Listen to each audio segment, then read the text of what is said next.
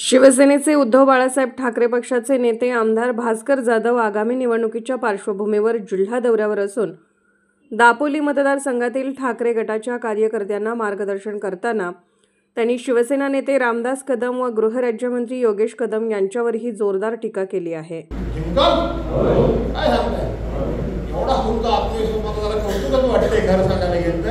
आणि म्हणून ते जिल्हा परिषद पंचायत समिती याच्यामध्ये काम करा. आमच्याकडून आमचं जे काही कर्तव्य आहे विषय ते आपण पार पाडू. त्याच्यामध्ये काही कमी पडणार नाही. अमोल भैयाला माझा निरोप सांगा.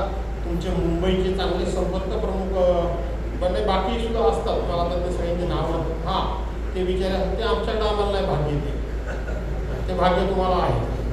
हां आणि म्हणून करा. मुंबईकरांचा वगैरे सपोर्ट तुम्हाला आहे ना का नाही आहे का घाबरले आहे? आता एवढं सगळं आपल्याला ऐकल्यानंतर घाबरले करावं जोरात काम. खारवी समाज वगैरे वगैरे हे सर्वांना गोळा करा, विश्वासात घ्या, एक एक गट घेऊन बसा आणि त्या ठिकाणचे उमेदवार पण फायनल करा. कामाला लागा. त्यांची आपसात लाटालटी होणारच नाही. होईल ना त्यांची लाटालटी का नाही? होणारच नाही. पण ती होऊ अगं नाही हो. आपण मात्र जिंकायचं. आघाडीचा निर्णय मात्र लवकरात लवकर करा. माझ्यापर्यंत काही येत असेल बोलवा. मी परवाच्या दिवशी मंडळच्या पदाधिकाऱ्यांना बोलवलं होतं, दापोलीच्या पदाधिकाऱ्यांना बोलवलं होतं, खेडच्या पदाधिकाऱ्यांना बोलवलं होतं, चिपळूणच्या बोलवलं होतं आणि गुहागरच्या पण बोलवलं होतं. त्या सर्वांना एक शिवसेनेचा नेता म्हणून त्यांनी माझ्याकडे येण्याच्याऐवजी मीच त्यांना स्वतःहून बोलवलं आणि बाबांनो या आपण एकत्र बसू, एकत्र लढू.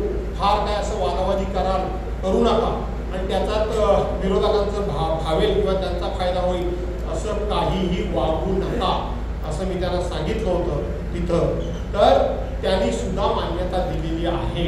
त्यांनी पण खूप समंजसपणा दाखवला. साहेब आम्ही काही अडवणूक करणार नाही, आम्ही एकमेकांच्या प्रेमाने सगळं घेऊ आणि म्हणून त्यांना जवळ घ्या. अशा पद्धतीनं ताकद वाढवू अशा प्रकारची विनंती करतो. पुन्हा एकदा तुम्हाला मनापासून धन्यवाद देतो. एक शाखा प्रमुखांचं ट्रेनिंग, शाखा प्रमुख हा महत्वाचा आहे. आपले काय झालं पूर्वी गावामध्ये शाखा प्रमुख हा महत्वाचा होता, बरोबर आहे की नाही? शाखा प्रमुख तिथं गाव राखण्याचं काम हे शाखा प्रमुख अतिशय चांगल्या प्रकारे पूर्वी करायचे. शाखा प्रमुख म्हणजे कोण? आपल्या गावचा रखवालदार. रखवालदार असतो ना, नारायण देता असतो का नाही रखवालदाराच्या नावावर? खरा तो रखवालदार शाखा प्रमुख आहे आपला. तो शाखा प्रमुख जर गावात जागरूक असेल ना, त्याचं सगळीकडे जर लक्ष असेल ना आणि त्याचं महत्त्व तुम्ही वाढवलं तर हे गावामध्ये रातोरात येतात, आपल्याला सांगतात काय हो सगळं व्यवस्थित होतं, रात्री कधीतरी आले जे कोणासाठी बोलतो की नाही आपण, रात्री काहीतरी व्यवहार करून गेले, गावात बैठक घेऊन बैठकीला काहीतरी बोलून गेले, काहीतरी बोलून गेले, कधीतरी येऊन गेले, काहीतरी देऊन गेले. हे आपल्याला माहिती का नसतं? हे माहिती एवढ्या करता नसतं तर आपला शाखा प्रमुख जागरूक नाही. आपल्या शाखा प्रमुखाला त्याचं महत्त्व कळलेलं नाही. आपल्या शाखा प्रमुखाला त्याचे अधिकार त्याला मिळालेले नाही. त्याचे अधिकार त्याला दिले पाहिजे. आणि म्हणून ऋषी मी जसं तिकडे शाखा प्रमुखांचं दिवसभराचं शिबिर घेतलं तसं घ्या. पैसा हा लागेलच पुन्हा मी सांगतोय, पण केवळ पैशाला उत्तर काही आहेत ते मी तुम्हाला सांगायला उभा आहे. पटतंय ना तुम्हाला? आता आपण काय म्हणतो आपल्याकडे हल्ली काय होतं, विभाग प्रमुख काम करतात, उपविभाग प्रमुख काम करतात, उपतालुका प्रमुख काम करतो. माझ्याप्रमाणे एकच मत देतात आणि म्हणून ते एक मत गोळा करून याला लोकशाही मार्गाने पराभूत करणं म्हणजे ही लढाई जिंकणं हा त्यातला खऱ्या अर्थानं अर्थ आहे. आणि म्हणून माझी कार्यपद्धती हीच आहे. मी सर्वसाधारणपणे कितीही समोरचा माणूस पैसेवाला असला तर त्याच्या पैशाचा मी कधी विचार करत नाही. तो किती पैसे खर्च करेल म्हणून मला किती करावे लागतील अशा पद्धतीचं मी काहीही करत नाही. पण तरी सुद्धा मी जिंकतो. त्याचं कारण एक एक मत मी माझ्या पाठीशी उभं करतो म्हणून मी जिंकतो. आणि ते एक एक मत पाठीशी उभं कसं करायचं हे सांगण्याकरता म्हणून मी या ठिकाणी आलो. एक एक मत पाठीशी कसं उभं करायचं हे मी सांगण्याकरता आलोय. चिंता करू नका पैशाविषयी. खर्चाशिवाय निवडणुका होत नाही हे मी तुम्हाला पुन्हा एकदा सांगतोय. माझा अर्थ तुमच्या लक्षात आला असेल, पण केवळ निवडणुका पैसे जिंकतात असं नाही. पैसे जिंकतात असं मला रवी ऋषी तुला धन्यवाद द्यायचे, मला तुझं कौतुक करायचं आणि तुमचंही मला कौतुक करायचं की आपल्याला शेवटचा आधार एक जबरदस्त लढवया नेता म्हणून संजय कदम सारखा आपला एक आधार होता जे आहे ते बोललं पाहिजे. लोकांना वाटत होतं की बाकी काय नाही पण आमचा एक लढवया आमचा सहकारी आहे, पण तोही गेला आणि तो गेल्यानंतर तुम्हाला हात मारावा असा एकही माणूस शिल्लक राहिला नाही. अशा पडझडीमध्ये तुमच्यासारख्या सहकार्याबरोबर घेऊन एखाद्या लढवय्याप्रमाणे आपण पावनखिंडीतली बाजी प्रभूची लढाई ऐकली असेल, ती तलवारीची लढाई होती, ती समोरासमोर उभं राहून माणसांची लढाई होती, पण आजची लोकशाही मार्गाची लढाई त्याच पावनखिंडीतल्या बाजी प्रभू प्रमाणे आमचा तालुका प्रमुख ऋषी गुजर लढतोय. म्हणून ही तुम्ही सगळे एकत्रित आलात ना का नाही आलात? त्याला मदत करणारे तुमच्यासारखे अनेक लोक आहेत ते मी स्वतः म्हणतो, पण कोणीतरी नेतृत्व करावं लागतं, कोणीतरी नेतृत्व करावं लागतं. आणि म्हणून आता जिल्हा प्रमुख म्हणून विक्रांतच्यावर उद्धव साहेबांनी जबाबदारी दिलेली आहे. उद्धव साहेबांनी जबाबदारी, खरी तर ही जबाबदारी आम्हाला नको होती. मी उद्धव साहेबांना स्वतःहूनच सांगितलं होतं, एक वेळा नाही 4-4 वेळा सांगितलं होतं की आता ही परिस्थिती अशी आहे की अशा परिस्थितीमध्ये आमच्या मुलांना आम्ही पुढं करणं ही परिस्थिती नाहीये. आता कोणाला तरी आम्ही पुढं पाठवणं आणि त्याच्या पाठीमागे आम्ही खंबीरपणे उभं राहणं ही आताची सध्याची गरज आहे, ही सध्याची गरज आहे. त्यामुळं माझ्या मुलाचा विचार करू नका, तुम्ही अन्य कोणाचा तरी करा, परंतु शेवटी अनुभवातून उद्धव साहेबांनी ते माझं ऐकलं पहिल्यांदा, पण नंतर अनुभवातून त्यांनी पुन्हा विक्रांतचीच निवड केली. मी आज तुमच्या देखत माझ्या मुलाला सांगतो, जे सांगितलंय ते सांगतो. तोही निवडणूक लढणार आहे, तोही जिल्हा परिषदेतून मागच्या ज्या गटातून निवडून गेला तो त्याचा ओपन पडलाय, तिथूनच तो लढणार आहे निवडणूक. पण मी त्याला स्पष्टपणे सांगितलं. मध्यंतरी मला येऊन त्याला मीटिंग घेऊन गेला, तो म्हणाला मला म्हणाला की मी आता काय बोलत नाही, 40-50 मिनिटं मी काय बोललोय, आणि तो बोलला. त्याचं कर्तव्य तो नक्की पाडतो. आणि म्हणून तुम्हाला मी सांगतो की जा, सगळे विभाग प्रमुख वगैरे मला बोलताना कौतुक वाटलं. मला सगळे आपापल्या भागाशी संबंधित आहेत. उमेदवारी करता कोणाच्याही मध्ये संघर्ष ओढाताण नाही आहे ना, ओढाताण नाही आहे, संघर्ष नाही आहे. पण त्यापेक्षा मला तुमच्या सगळ्यांचा आणखीन एका गोष्टीकरता कौतुक करायचं आहे. ओढाताण नाही, संघर्ष नाही, पण आमचा पक्ष, समोरच्या लोकांना असं वाटतंय की आमचा पक्ष आता थोडासा दुबळा झालाय, आमचा पक्ष थोडासा आता ताकदीनं कमी झालाय, म्हणजे आमच्याकडे उमेदवार नसेल असं त्यांना वाटत होतं. पण आज मला कौतुक करायला हवंय, 6च्या 6 जिल्हा परिषद आणि 12च्या 12 पंचायत समिती गणामध्ये उद्धव बाळासाहेब ठाकरे उमेदवार तयार आहे. असं तुमच्यापैकी कोणी म्हणालं नाही साहेब नको, कसं काय लढायचं, काय करायचं, असं कोणी म्हणालं नाही. एका जागेवर चौघांनी त्या ठिकाणी उभं राहण्याची इच्छा व्यक्त केली. आणि ती इच्छा व्यक्त करत असताना मी जो प्रश्न विचारला की तुम्ही चौघे आहात, तेव्हा एकाचा कसा काय प्रश्न सोडवायचा, काय करायचं आम्ही, तुम्ही काय त्याला उत्तर आहे, मला तुम्हाला त्याच्याही धन्यवाद द्यायचे आहे. मला तुम्ही सांगितलं आम्ही चौघे इच्छुक असले तरी सुद्धा आमच्यापैकी कोणाला तरी एक द्या, आम्हाला कोण जिंकतोय यापेक्षा उद्धव बाळासाहेब ठाकरे यांचा पक्ष जिंकवायचा आहे. मला असं वाटतं की संपूर्ण रत्नागिरी जिल्ह्यामध्ये अशा प्रकारचे विचार आणि अशा प्रकारचं मन हे फक्त आणि फक्त तुम्हाला चढवण्याकरता नाही. मी माझ्या मतदारसंघात सुद्धा मग त्याचा मी माझ्याकडे कमी पडतो असं होईल, पण जे सत्य आहे ते बोलताना मला अडचण वाटत नाही. इतका चांगला उदार विचार आणि पक्षावर प्रेम असलेले लोक मला वाटतं दापोली इतके कुठे असल्याने आणि म्हणून कामाला लागा. उद्धव साहेबांना काय सांगायचं ते मी सांगेल.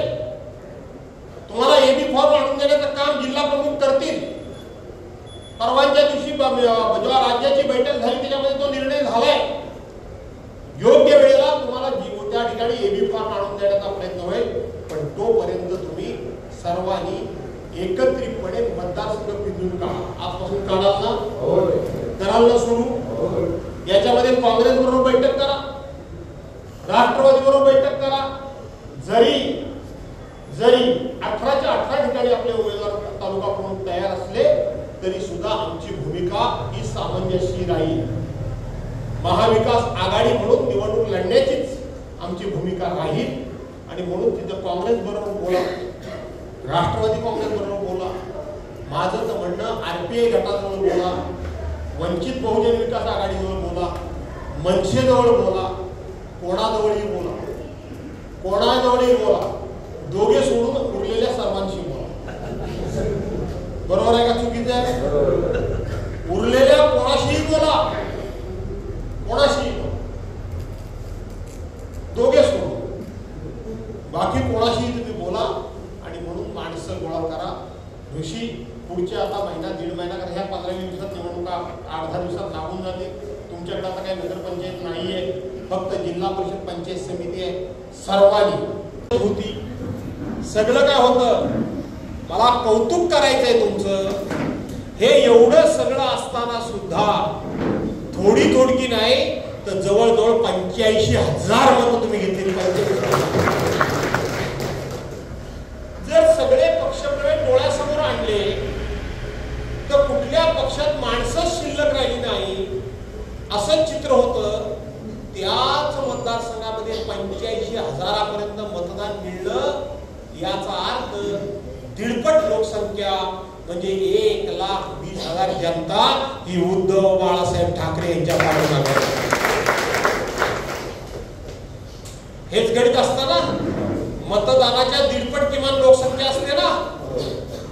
1,20,000 लोक त्या पाठीमागे.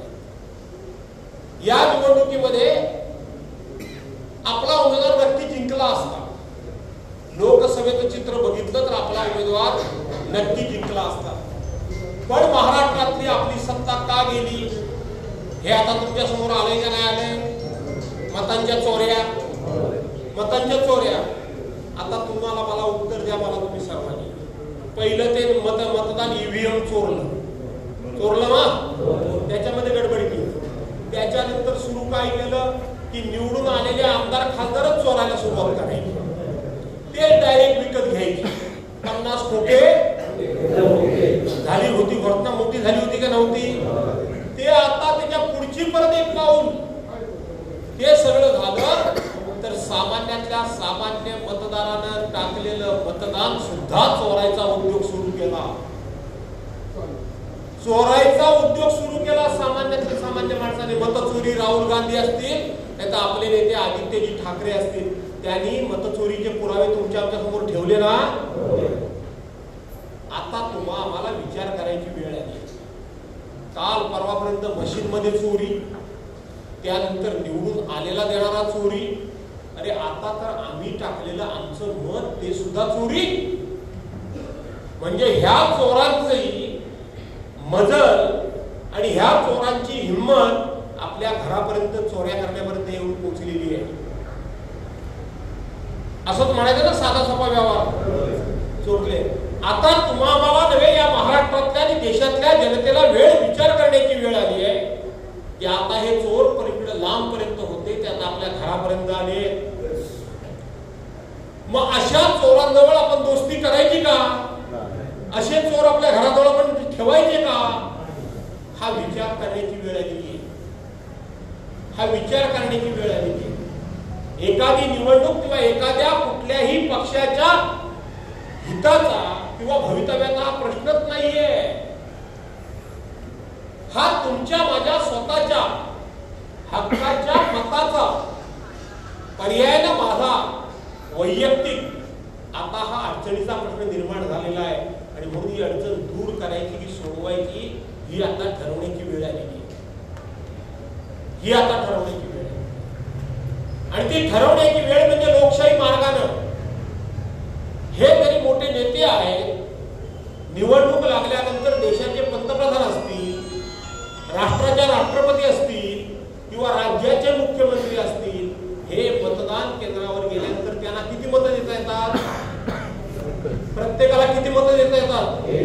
एकच ना? मग तुमच्यापैकी कोणी मतदान केंद्रावर माझ्यासह गेला? आपल्याला किती देता येतात? म्हणजे मत त्याला स्वतः ते मोठे आहेत म्हणून त्याला एकाच्या ऐवजी अनेक मत देता येत, तर तुमच्या माझ्यासारख्या सर्वसामान्य माणसांप्रमाणेच त्यांनाही एक मत देण्याचा अधिकार आहे आणि तुम्हाला पण एकच मत देण्याचा अधिकार आहे. आणि म्हणून आपली जी राज्यघटना आहे, डॉक्टर बाबासाहेब आंबेडकरांनी जी घटना लिहिलेली आहे, त्या घटनेनं हे मोठा अधिकार आपल्याला दिलेला आहे. हा मोठा अधिकार दिलेला आहे. तुझी निवडणूक ही तुझी निवडणूक आहे, परंतु तुझ्या पद आहे जे आहे हे तुझं कर्तव्य आहे. हे तुझं कर्तव्य आहे. कर्तव्य काय आहे तुझं? मंडणगड असेल, दापोली असेल, खेड असेल, अर्धा चिपळूण असेल, तर गुहागर असेल, या भागाचा तू जिल्हा प्रमुख झालायस. आता तुझ्या निवडणुकीचा विचार करता करता त्या भागातल्या पक्षामध्ये लढणारे जे सहकारी आहेत त्यांचा सुद्धा तुला विचार करावाच लागेल. हे तुझं कर्तव्य, हे तुझं कर्तव्य. नाही तर तो रुसेल, बरोबर असं आहे का नाही? अरे तो शाखा म्हणून कोपऱ्यात बसलाय, त्याला आमदारानं हाक मारला नाही तर तो रुसेल. जो कोपऱ्यात बसलाय गावात, त्याचं गावामध्ये वजन काय असणार? त्याचं वजन काय असणार? त्यानं नुसतं असं ते अंगाला आग लागल्यासारखा नुसता पळत राहायला पाहिजे शाखा म्हणून. ही पूर्वी पद्धत होती का नव्हती? सभा असल्या, तुम्हाला आठवतं का? आपल्या सभा असायच्या पूर्वी, बरोबर? आता सारख्या जीप होत्या, आता सारख्या एसी बस होत्या. अरे ट्रक मधून वर खाली सगळं असं बसून लोक कळत कसं तरी पाठीमागे लागून जायचो ना आपण. एखाद्या गावात 2-2, 3-3 गाड्या पाठवायच्या असल्या तर आमचा शाखा प्रमुख पहिल्या गाडीतून यायचा नाही, पहिल्या गाड्या पाठवायचा आणि शेवटच्या गाडीतून तो यायचा. खरं आहे का खोटं? सांगा मला, माझा अनुभव चुकीचा असला तर. आता गावात गाडी यायची असेल तर शाखा प्रमुख सकाळीच इकडे आलेला असतो. 3ची सभा असेल तर तो सकाळी 10ला दापोलीला आलेला असतो. आणि त्याला आपण जर विचारलं, अरे काय रे गावातली हा ये व्यवस्था केली, हा पुढं लोकांना पुढं घालून आणायला लागतं, बरोबर आहे? म्हणून त्याचे अधिकार, त्याचं कर्तव्य आणि त्याचं महत्व वाढवा. शाखा प्रमुखाचं महत्व वाढवा. रखवालदार महत्वाचा असतो का? म्हणता मला तो रखवालदार आहे आपला, आम्हाला नारळ दे त्याला, हे तो म्हणायला तो. आणि म्हणून तो व्यवस्थित त्याला ठेवला पाहिजे. अशा पद्धतीने काम करा. पुन्हा एकदा तुम्हाला मी धन्यवाद देतो. खूप कौतुकास्पद निवडकच माणसांना बोलवलं होतं ना, निवडक माणसांना बोलून सुद्धा जे क्रीम म्हणतात, क्रीम जे महत्वाचे लोक म्हणतात, ते तुमचे सगळे मला चेहरे दिसत आहेत आणि तुम्ही दिसताय. त्याबद्दल मला एक मनापासून धन्यवाद. म्हणजे मला आनंद होतो. मी येत्या 4 दिवसामध्ये कधीतरी जाईन मुंबईमध्ये, उद्धव साहेबांना भेटेन आणि तेव्हा सांगेन की कोणी किती डुरुक केलं, डुरुकच चालू असतं सारखं, ते डुरुक जरी केलं तरी छमछमला काय माझा दापोली तालुका बळी पडलेला नाही, आहे तिथे. आणि तो तालुका उद्याच्या विधानसभेमध्ये विजयी करण्याचं काम बेटकर साहेब तुमचं, हे लक्षात ठेवा. त्या दृष्टीनं कामाला लागा, त्या दृष्टीनं संपर्क वाढवा. आज पेरा म्हणजे उद्या उगवेल. लगेच काय उगवत नाही ना, का तहान लागल्यानंतर वीर खोदून चालत नाही. आणि म्हणून हे सगळं तुम्ही सांभाळा, अशा प्रकारची विनंती करतो. विक्रांतची जिथे कुठे गरज आहे तो येईलच, स्वतः सांगायला लागणारच नाही. माझा मुलगा म्हणून कौतुक करत नाही. माझ्या पुढे 2 पावलं आहे. आईला 2 पावलं का नाही? काय तुम्हाला आवडलं का नाही आवडलं? आवडलं ना? कालची मुलाखत बघितलीच काय? अण्णा कदम खाली बसतो पैगडामध्ये, शशिकांत चव्हाण त्या पागोडा हॉटेलमध्ये बसतात आणि त्या वरती त्यांच्या भुरट्या चोरणा दलालांना जा 10 लाख रुपये आत्ताच्या आत्ता घेऊन येईल. कोणाकडून?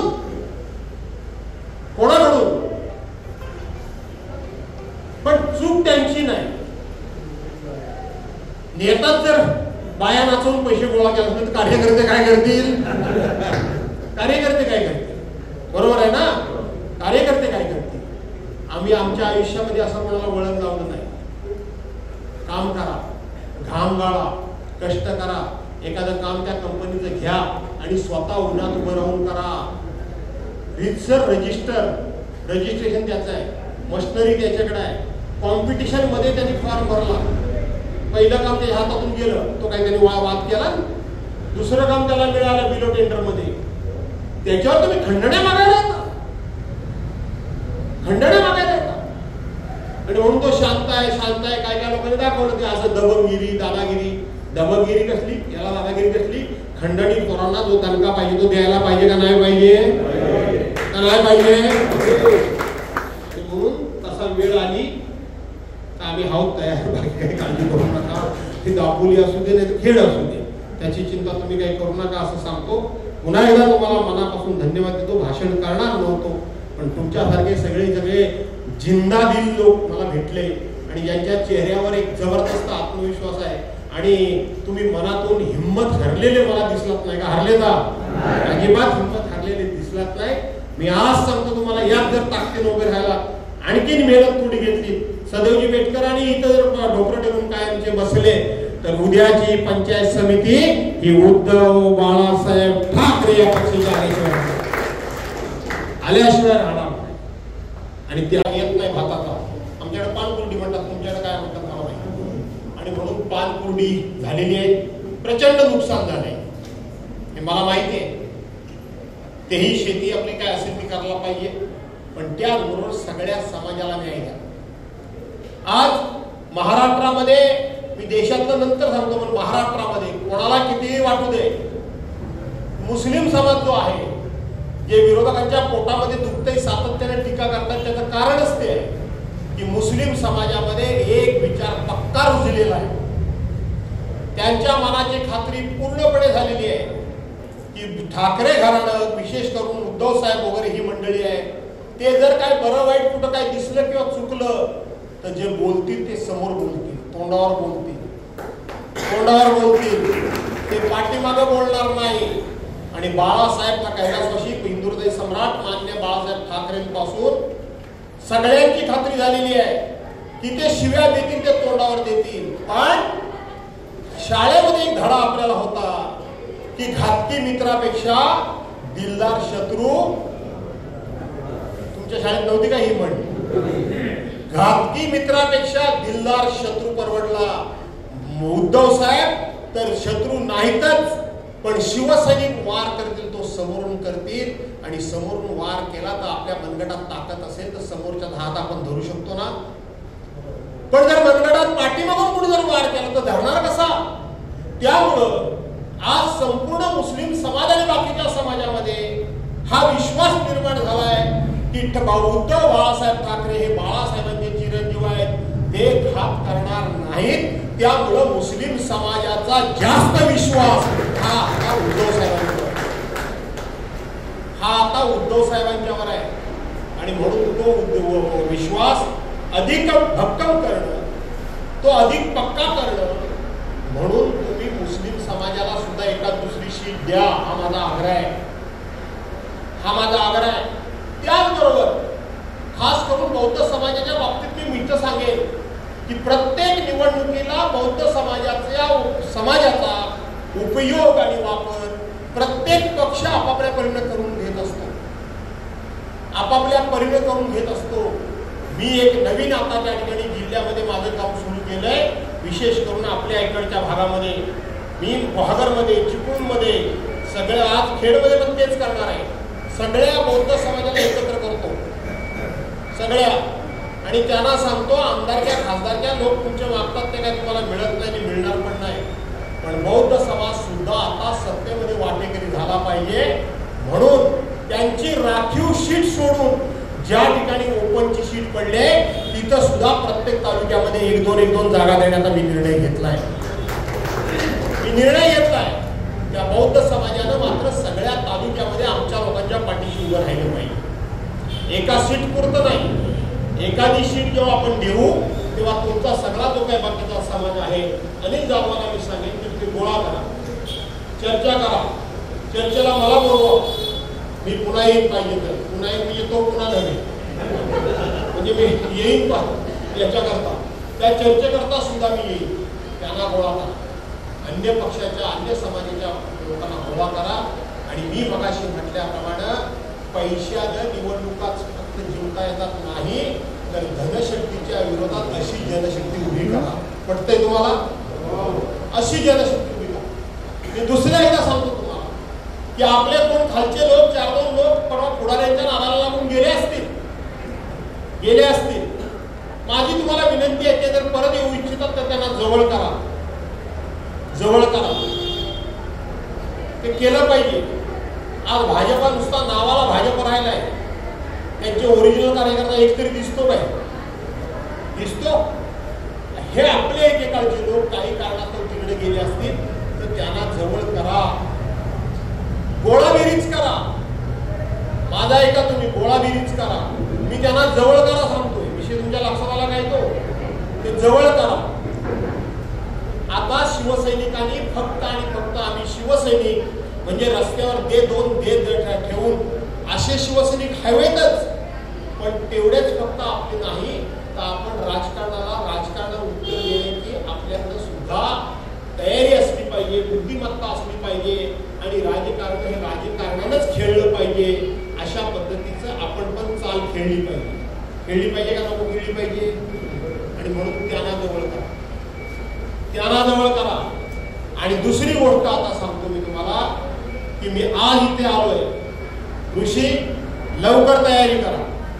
मला बऱ्याच ठिकाणी जावं लागणार आहे, तुला माहिती आहे. मला माझ्याकडे पूर्व विदर्भ दिलाय. आणि एकदा जायचं म्हटलं एखाद्या मिटिंगला तर 4-5-6 दिवस मोडतात माझे एकामध्ये. मी तुम्हाला आत्ताच सांगतो की उमेदवार तयार करा. 6 जिल्हा परिषद गट आहेत. जिल्हा प्रमुख येतील ते येतीलच, पण त्या 6 जिल्हा परिषद गटामध्ये मी तुमच्या यायला तयार आहे. प्रत्येक गटामध्ये मी यायला तयार आहे. प्रत्येक गटामध्ये तुमच्या मीटिंगला मी बसायला तयार आहे. संतोष, चालेल ना? कराल ना? जोर का नाही करणार? आणि म्हणून प्रत्येक आणि त्या तोपर्यंत मी आल्यावर माझा येईल ना दादा, नक्की येणार, 100% येणार. मी ते ठरवूनच ठेवलेलं आहे. आणि हे मी सुरुवात फक्त तुमच्याकडे केली असं नाही, तर माझ्या आयुष्यभर मी मतदारसंघामध्ये अशाच पद्धतीनं लोकांशी बसतो, अशाच पद्धतीनं लोकांच्या सहमतीनं उमेदवार मी ठरवतो. हा माझा नेहमीचा फॉर्म्युला आहे, नेहमीचा. मी सांगतो ना याला उभा करा, मी सांगतो ना याला निवडून द्या, असं मी कधी करत. सर्वांना बसवतो, सर्वांची सहमती करतो, चर्चा करतो. त्याच्यात जर सहमती नाही झाली तर मग शेवटी आपला निर्णय आपल्याला द्यावा लागतो, बरोबर? आणि तो द्यायचा असतो. सर्वांनी मिळून आपण हे सगळं ठरवत असतो, सगळ्यांनी मिळून. आणि सर्वांनी मिळून आपण एकत्रितपणे ते काम करायचं असतं. ते मी सगळीकडेच करतोय. नगरपंचायतीमध्ये आता सुद्धा इथून जाऊन खेळला करणार आहे. आज हे का नाही आले मला काही कळलं नाही. मंडणगडवाले ते आले असते तर त्यांचा पण विषय मी या ठिकाणी सोडून टाकला असता. याचबरोबर अमोल कीर्तिकर सुद्धा तुम्हाला सातत्यानं प्रत्येक गोष्टीमध्ये सहकार्य करतात ना. तुमच्या कार्यक्रमामध्ये येतात, तुम्हाला भेटतात. तुमचं कुठे काय मुलं बाळं पास झाली वगैरे तर त्यांचं कौतुक करायला पण येतात. आणि आता मी आत्ताच सांगतो, नेता म्हणून पण सांगतो आणि गरज म्हणून सांगतो, हे जे 2 आता संपूर्ण हा विधानसभा मतदारसंघ आहे, मंडणगड, दापोली, अर्धाखेड, हा संपूर्णपणे आता दक्षिण रत्नागिरीमध्ये तुमची सदैवजी बेटकर तुमची आता जास्त गरज नाही. विनायक राऊत तिथे नेते म्हणून आहेत, दत्ता कदम जिल्हा प्रमुख म्हणून आहेत, उपनेते म्हणून बाळ माने आहेत, माजी पालकमंत्री रवींद्रजी माने सुद्धा आहेत, बरोबर आहे की? असे तिकडे बरेच जण आहेत. इकडं कोण आहे? इकडं कोण नाही, मी एकटाच आहे ना. आणि हा एक राहिला आहे, बाकी आहे कोण? तर तो म्हणून निवडणूक आहे, मला बाहेर जावं लागेल. तुमच्या विधानसभा मतदारसंघाची सर्वस्वी पूर्ण जबाबदारी सहदेवजी बेटकर यांना मी या ठिकाणी देऊ. ती जबाबदारी त्यांनी घ्यावी, ती जबाबदारी त्यांनी पार पाडावी. त्यांनी आपला वेळ द्यावा. कार्यकर्त्यांना कमीत कमी आपल्या अवतीभोवती ठेवण्यापेक्षा जेवढं खालच्या लोकांना जाता येईल तेवढं त्यांनी जावं आणि तुम्हाला या ठिकाणी यश मिळवून द्यावं, बरोबर?